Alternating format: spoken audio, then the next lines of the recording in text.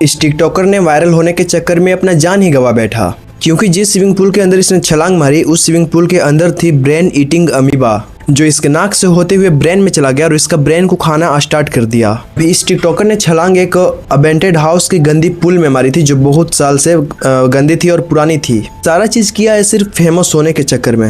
लेकिन कुछ दिन बाद इसे वोमिटिंग स्टार्ट हो गया और सर दर्द जैसी चीजें स्टार्ट हो गई। लेकिन जब तक ये डॉक्टर पास पहुंचता तब तक बहुत देर हो चुकी थी, क्योंकि इसका ब्रेन ऑलरेडी इन्फेक्ट हो चुकी थी एग्लेरिया फौलेरी अमीबा से। इसके कुछ दिन बाद ही इसकी मौत हो गई, क्योंकि इस अमीबा का फर्टिलिटी रेट है 95%। अब ये अमीबा धीरे धीरे इंडिया में भी फैलती जा रही है, जहाँ पे केरल के अंदर 19 लोग जान गंवा चुके हैं और 80 से ज्यादा लोग इन्फेक्ट हो चुके हैं। तो ऐसे गंदे स्विमिंग पूल जाने से बचें।